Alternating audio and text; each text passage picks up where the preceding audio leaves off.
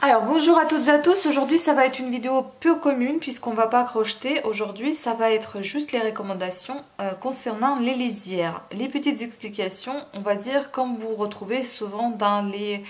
vous savez, dans les indications comment faire un montage de telle ou telle chose que vous achetez chez Ikea ou je ne sais rien, ou quand vous avez la machine à coudre qui fonctionne pas, à la fin des instructions, et bien vous avez des problèmes qui peuvent surgir et pourquoi. Donc là c'est un peu pareil, ça va vous expliquer pourquoi vous avez les lisières qui tirent aux gondoles, pourquoi votre ouvrage va en biais et la finition des lisières. Donc on va expliquer tout ça ici, enfin on va expliquer, je vais vous lire tout ça depuis ce livre qu'on connaît depuis le début, c'est celui-ci. Voilà. Donc les lisières, nous vous avons indiqué la bonne manière de faire les mailles de base du crochet. Toutefois, vous rencontrerez encore quelques difficultés lorsque vous voudrez entreprendre un ouvrage important.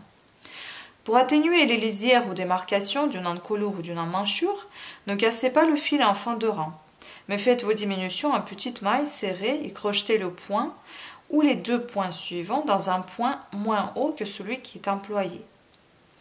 Deuxième chose, si les lisières tirent aux gondoles, il faut alors vérifier le nombre de mailles chaînettes ou mailles en l'air que vous faites entre chaque rang pour tourner. Première chose, lorsque vous crochetez un maille serré, commencez le rang sur la deuxième maille de la chaînette de montage, la maille sur le crochet étant la première maille. Puis faites une maille en l'air pour passer d'un rang à l'autre. Piquez dans la première maille suivante la maille en l'air. Deuxième chose, lorsque vous crochetez un demi-bride, commencez le rang sur la troisième maille de la chaînette de montage. Faites deux mailles en l'air pour passer d'un rang à l'autre. Piquez dans la demi-bride suivant les deux mailles en l'air, celle-ci constituant la première demi-bride. Troisième, lorsque vous crochetez un bride, commencez le rang sur la quatrième maille de la chaînette de montage. Faites trois mailles en l'air pour tourner. Piquez dans la bride suivant les trois mailles en l'air, celle-ci constituant la première bride. Et enfin, la quatrième chose, si vous crochetez un double ou un triple bride, ajoutez une ou deux mailles de plus sur la chaînette de montage et entre les rangs. Par exemple, un ouvrage nécessitant une chaînette de montage multiple de 10, vous ferez 9 mailles en l'air plus 4 mailles en l'air pour tourner, ces dernières constituant la première double bride. Enfin, on va voir si votre ouvrage va en biais. Qu'est-ce qu'il y a? Il y a trois raisons. La première, vous avez commencé les rangs sur une des mailles que vous avez augmentées pour tourner, au lieu de crocheter celle qui débute le rang. Deuxième raison, vous avez sauté la première maille du rang. Troisième, vous avez oublié de crocheter la dernière maille du rang. Et enfin, la dernière chose, ça va être la finition des lisières. Elle peut se faire de différentes façons. La première, à l'aiguille. Cousez un surjet, un droit contre un droit, sans trop serrer le point. Deuxième, au crochet. Crochetez un droit contre un droit, à maille coulée. Ce point garde l'élasticité de la couture. Troisième, à la machine. Bâtissez un droit contre un droit les différentes parties de l'ouvrage avant de piquer, afin d'éviter tout décalage. Pour les encolures et les emmanchures terminées au crochet, vous devrez faire, pour plus d'honnêteté, un rang de mailles serrées avant le rang de bordure ou de picot. Donc voilà, c'était tout pour cette courte mais vraiment minuscule vidéo. C'était juste pour vous expliquer vous donner quelques indications qui allaient ou n'allaient pas.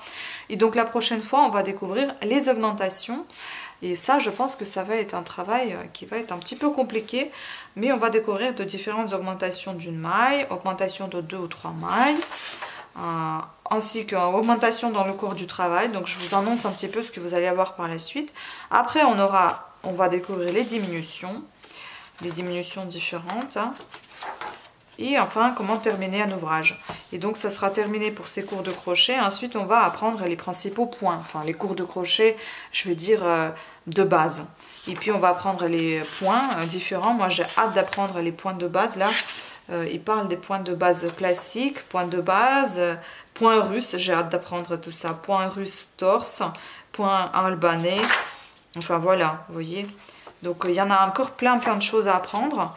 Donc la prochaine fois on va passer aux augmentations et peut-être diminutions. Qui sait, si la vidéo va être courte, peut-être que je ferai, non, je ferai deux vidéos différentes, les augmentations et les diminutions.